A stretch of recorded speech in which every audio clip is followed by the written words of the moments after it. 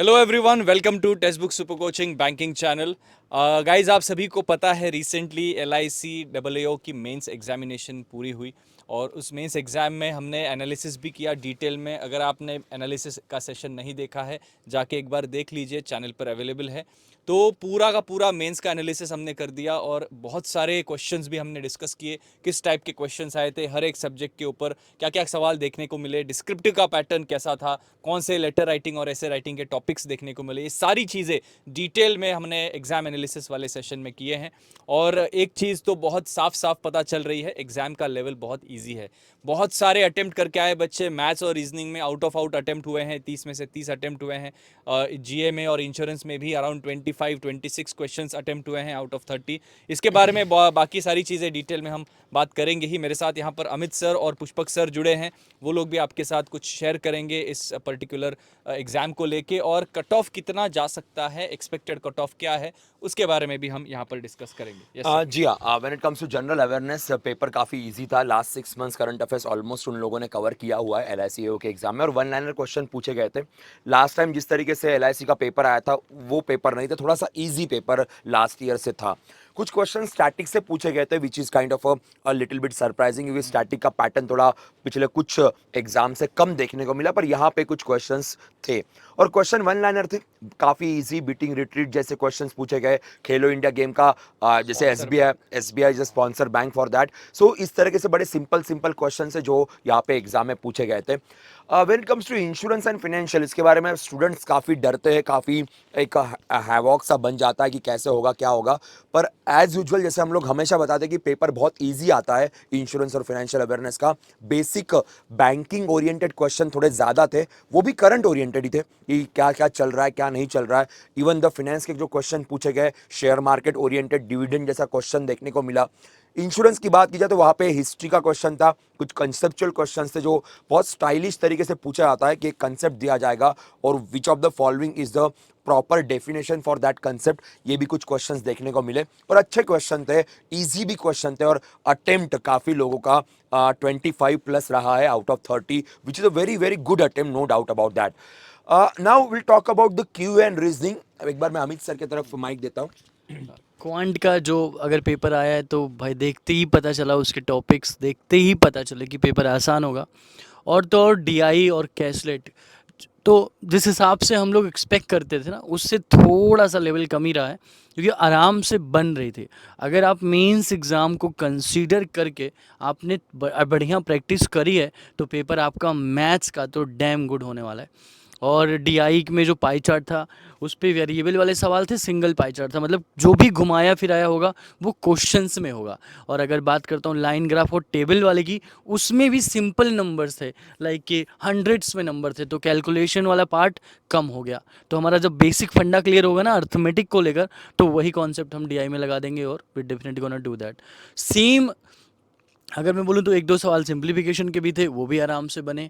और रीजनिंग की बात करूँ तो फ्लोर बेस्ड पजल आई थी, और जो पजल्स थी वो 4 पजल थी, लेकिन इजी लेवल की पजल्स थी।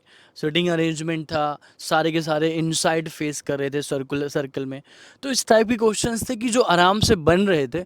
और जो हमारी स्टूडेंट से बात हुई उसने मैथ्स और रीजनिंग में 30 आउट ऑफ 30 अटेम्प्ट किया, और जो एक दूसरे स्टूडेंट से बात हुई तो उसने भी 25+ अटेम्प्ट किया था दोनों सेक्शंस में। तो एक ये नई चीज सर रीजनिंग में मिली, वो alpha numeric numeric series series वाला थी, एक नया पैटर्न नया। वाला क्वेश्चन। हाँ, अल्फा न्यूमेरिक सीरीज तो सर हर बार आता है, पर उसको कुछ नया पैटर्न कुछ घुमा के दे दिया। तो उसके बारे में भी जल्द से जल्द मैम जो है उस पर बना के लाएंगे सवाल, क्योंकि जाहिर सी बात है कि ये हमें कुछ नया मिला है यहाँ पे। बिल्कुल, बाकी पूरा पूरा पेपर पेपर एकदम इजी टिकटो है। ईजी है, कुछ मॉडरेट नई बात मॉडरेट नहीं लेवल थी। का कह सकते हैं, easy to easy moderate to level. Moderate sir, कुछ सवाल तो सर होंगे मॉडरेट, बिल्कुल। क्योंकि वो तो प्री हाँ भी होता है ना सर जी, हाँ हाँ। तो भी मॉडरेट होते। बिल्कुल। क्योंकि अगर पूरा का पूरा इजी हो जाएगा तब तो भैया सबके 90 में 90 आ जाएंगे, जी बिल्कुल। है ना। Yes sir. चलिए, तो डिस्क्रिप्टिव का भी मैं बता देता हूँ। ऐसे राइटिंग, लेटर राइटिंग के 3 टॉपिक्स दिए थे, उन तीनों में से एक टॉपिक के ऊपर आपको ऐसे या फिर लेटर लिखना था, ऐसे और लेटर रादर, या फिर नहीं। तो ऐसे के ऊपर 2 टॉपिक्स हमें पता चल गए। हेनरी फोर्ड का एक कोट था टीम वर्क को लेके, और उस कोट के ऊपर आपकी क्या राय है, एक्सपेंशन ऑफ दैट कोट, इस टाइप का ऐसे आया था। और दूसरा ऐसे was regarding why insurance is necessary for a society in general, insurance की क्या खूबियाँ होती है और क्यों ज़रूरी होता है इंश्योरेंस। और लेटर राइटिंग में आया था कि कोई आपने पॉलिसी खरीद ली है और उस पॉलिसी में कुछ इशू आया है, तो जो इंश्योरेंस कंपनी है उस इंश्योरेंस कंपनी को लेटर लिखना है, कंप्लेन करने वाला कुछ टाइप का या उस टोन का लेटर है, फॉर्मल लेटर। और दूसरा एक टॉपिक देखने को मिला कि कोई एबीसी नाम की कंपनी है जिन्होंने न्यूज़पेपर में जॉब एप्लीकेशन की ऐड दी है और उस ऐड को देख के आप उस कंपनी के एचआर को लेटर लिख रहे हैं, जॉब एप्लीकेशन का लेटर, ये आपको देखने को मिला। तो काफ़ी इजी, मतलब ऐसा कोई स्टैंडर्ड जो लेटर्स होते हैं वही सारे आए हैं, बहुत ही आसान। तो चलिए अभी देखते हैं। यस तो अब बात करेंगे कट ऑफ के तरफ कि क्या कट ऑफ रहेगा।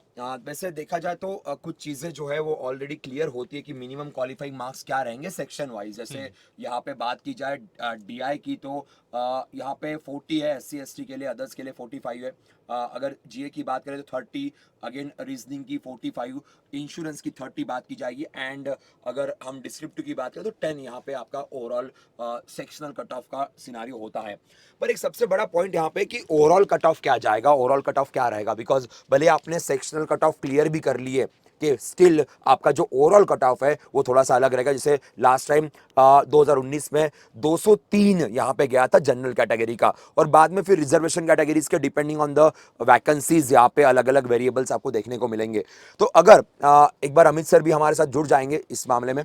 सो अगर सर एक बार देखा जाए कि सेक्शन वाइज अगर हम देखें तो still there is a difference कितने का बन जाता है सर? सर ये पूरा जो जैसे कि मैं बोलूँ ना 300 नंबर का एग्जाम है, हाँ। तो 300 नंबर का 300 नंबर का 50%, Yes. यानी 150 नंबर तो सेक्शनल में चला गया। बन जाते हैं। तो बाकी जैसे यहाँ 203 है, हाँ। तो यहाँ पूरा ऐड करने पे 150 आया। तो ये सर 53 मार्क्स यहाँ पे ज़्यादा लाने पड़े थे 2019 में। यस तो अभी के जो इस बार का जो पेपर हुआ, जो इस बार एग्जाम हुआ, अभी हमने देखा तो पेपर थोड़ा सा कंपैरेटिवली इजी है। हाँ। तो उसी हिसाब से ही चीज़ें बनेंगी। अभी हम कट ऑफ बात करते हैं। तो कौस्तुभ सर क्या लगता है सर आपको क्या लगता है क्या कट ऑफ जाना चाहिए? मेरे ख्याल से अभी पेपर इजी था। लास्ट टाइम से पेपर इजी था, और जैसे अमित सर ने कहा कि 150 के ऊपर 53 मार्क्स ज़्यादा थे कट ऑफ के लिए। तो इस साल मुझे लग रहा है कि और थोड़ा अगर हम 5-10 मार्क्स एक्स्ट्रा ऐड करेंगे, मेरे ख्याल से 205 से 215 की रेंज में यहाँ पर कट ऑफ जाना चाहिए। ओके, इस रेंज में 205 टू 215 ये 10 मार्क्स की रेंज है।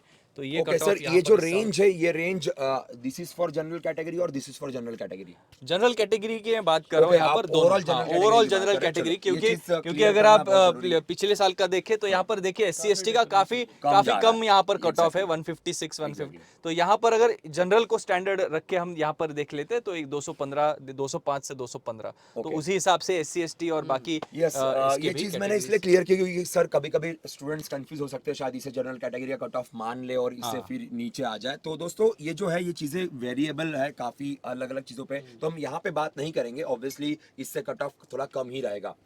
नाउ इसमें एक ऐड करना चाहता हूँ सर कि जो सारा गेम है ना, एक पिछला स्लाइड एक बार दिखा दीजिएगा। तो ये सब 150 से देखो ना 3 ही नंबर ज़्यादा है।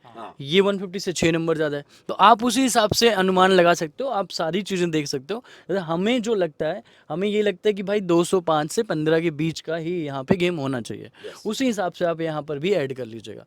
तो कोई ज़्यादा इसमें बहुत रीजन क्या है ज्यादा भी बड़ा, क्योंकि 203 लास्ट टाइम ही था, हम 205 ले रहे, ज्यादा डिफरेंस नहीं है। क्योंकि जब पेपर बहुत इजी होता है ना, स्पेशली जब मैं जीए या इंश्योरेंस की बात करें, तो जितना इजी पेपर है वहाँ पे सिली मिस्टेक्स भी ऑटोमेटिकली थोड़ी सी बढ़ जाती है। और यहाँ पे निगेटिव मार्किंग है नहीं, तो बच्चे काफी रिस्क लेते हैं। काफी लोगों ने 30 आउट ऑफ 30 क्वेश्चन सॉल्व कर लिए। सो भले ही निगेटिव मार्किंग नहीं है, but still it is going to cost, क्योंकि सिली मिस्टेक्स नंबर तो गलत होगा ही अगर आपने तुक्का मारा है। तो इसीलिए this is the range which is given by the faculty. 10 का एक रेंज दिया सर, आप भी इसी से सहमत हैं? Yes sir. ओके, चलेगा। तो सर भी इससे सहमत है कि 205 से 215 के आसपास यहाँ पे रहेगा।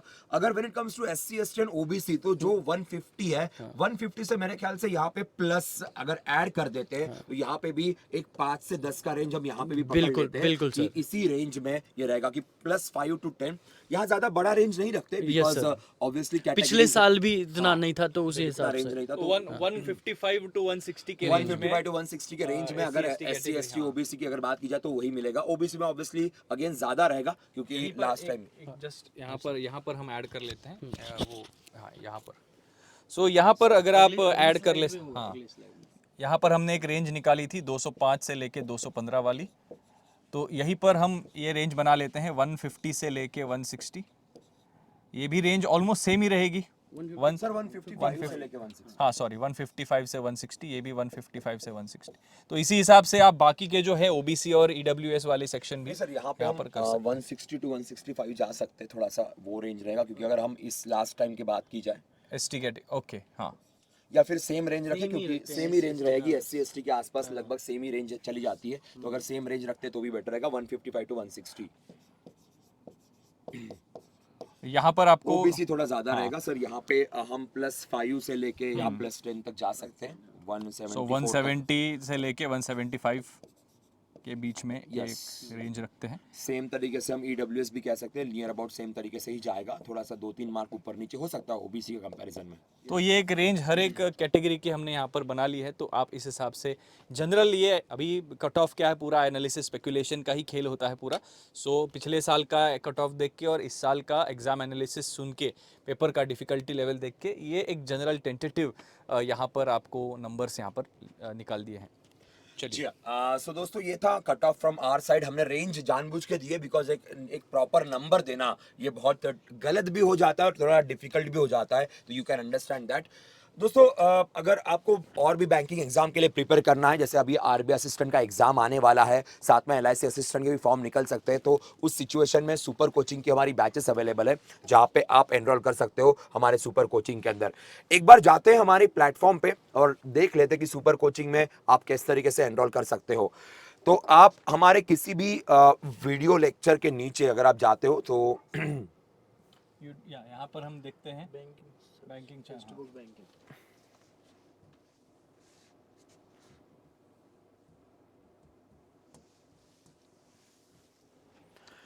जी हाँ, सो टेक्स्ट बुक बैंकिंग का हमारा कोई भी सेशन हम ले लेते हैं, सपोज यही सेशन है, पहला सेशन ले लेते हैं। उसके डिस्क्रिप्शन के अंदर आपको लिंक मिल जाएगी, जिस लिंक से जी हाँ, सो ये आरबीआई असिस्टेंट का हमने बैच यहाँ पे ओपन कर दिया, तो यू कैन सी इस लिंक से आप गो थ्रू कर सकते हो। यहाँ पे आपको आरबीआई असिस्टेंट का बैच फॉर 12 मंथ्स 1999 में मिल जाएगा, फॉर 6 मंथ्स 149 में। Guys you can apply coupon code, यहाँ पे आप कूपन कोड अप्लाई कर सकते हो, किसी भी फैकल्टी का आप नाम डाल दीजिए, जैसे कौस्तुभ सर का नाम या मेरा नाम या फिर अमित पी आप यहाँ पे डाल देते हैं। एक काम करते हैं, अमित सर का कोड डाल देंगे, अमित पी। सो अमित पी डालते ही आप you can see over here आपको यहाँ पे डिस्काउंट मिल गया 1856। सो पहले 1999 में था, अभी ये 1856 में हो गया। उसी तरीके से 6 मंथ्स का केवल 1392 के अंदर। So you can apply for different type of banking exams, आप यहाँ पे अप्लाई कर सकते हैं। यस चलिए, तो ये हमारा आज का सेशन था regarding the cut off. I hope आपको ये सेशन बेनिफिशियल लगा। सो ऐसे ही और मज़ेदार वीडियोस और सेशंस के लिए देखते रहिए text book super coaching. Bye guys, मिलते हैं अगली क्लास में।